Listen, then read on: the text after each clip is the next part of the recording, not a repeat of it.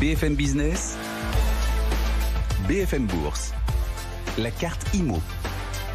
On parle d'immobilier chaque jour à cette heure-ci car même les murs, même la pierre peuvent élargir votre horizon d'investissement. Et on va parler de l'immobilier à travers les SCPI qui ont annoncé leur bilan 2022, des rendements qui augmentent encore. Mais ce bon bilan n'est-il pas en clair-obscur ? Oui, les rendements s'améliorent, mais la valeur des parts risque-t-elle de souffrir et de baisser avec la baisse attendue des prix de l'immobilier?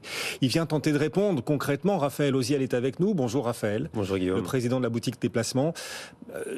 Moi, quand je pense aux SCPI comme ça, je pense à un clair-obscur. Il y a de bonnes nouvelles, les rendements, et puis le risque sur la valeur des parts. J'ai l'impression d'avoir un Caravage face à moi. Déjà, les bonnes nouvelles, peut-être la partie la plus claire du tableau, les rendements continuent de s'améliorer. Le bilan 2022 a été positif. Bon millésime au niveau des rendements des SCPI, puisque le rendement est de 4,53 versus 4,49 l'année d'avant et 4,18 année Covid. Donc on voit une évolution qui est favorable.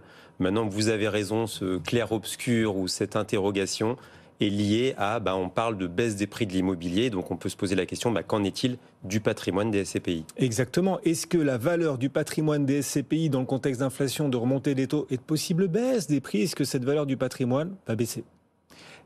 D'après les premières valeurs d'expertise qu'on a, puisqu'on sait que les SCPI, ça s'est arrêté au 31/12/2022, on commence seulement à les avoir maintenant, on s'aperçoit qu'il y a une petite baisse qui n'est pas flagrante, mais en tout cas, on amorce cette baisse des prix de l'immobilier et donc sur le patrimoine de certaines SCPI.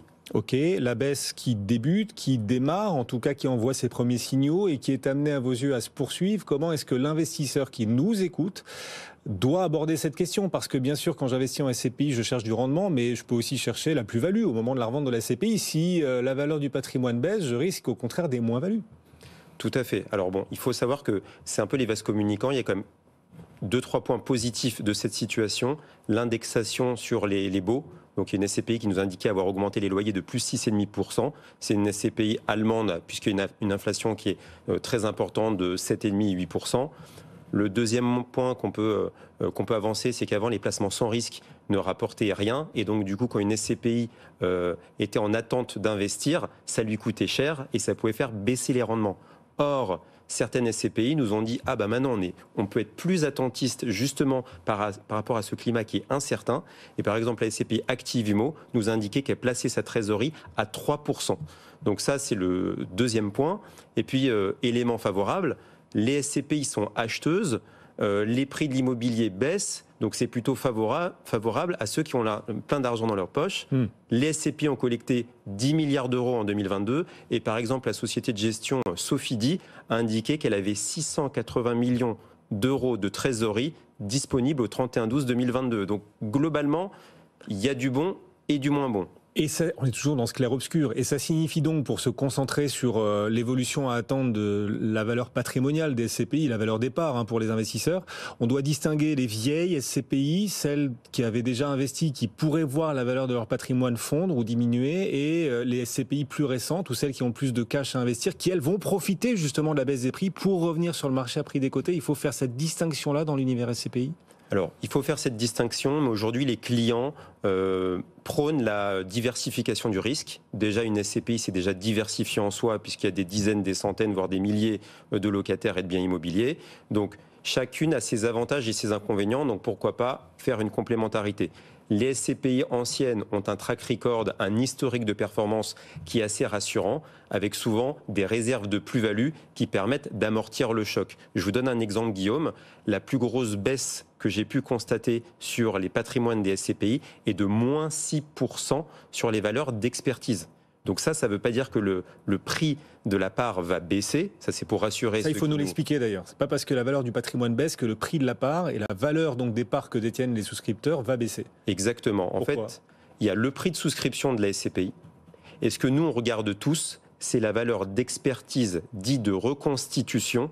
Si on devait recréer une SCPI, refaire en comprenant les frais de souscription et les frais de notaire, quelle serait cette valeur de part ?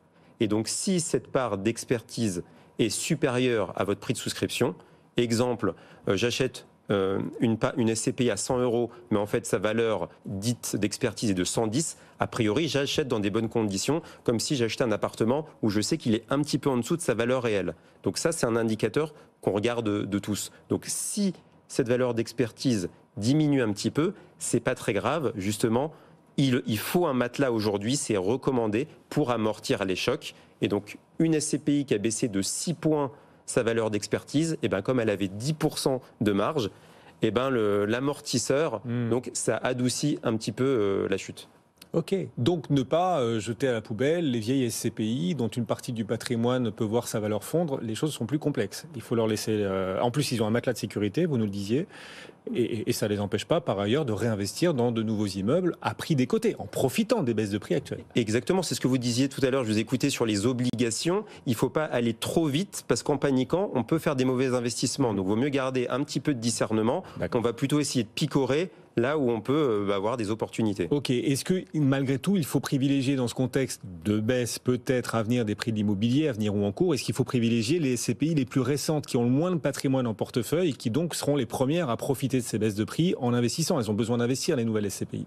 Alors oui, c'est sûr que les nouvelles SCPI peuvent investir compte tenu des nouvelles conditions de marché. Donc c'est sûr que c'est rassurant. Après, ce qui va un petit peu faire peur à un investissement, c'est qu'il n'y a pas d'historique derrière.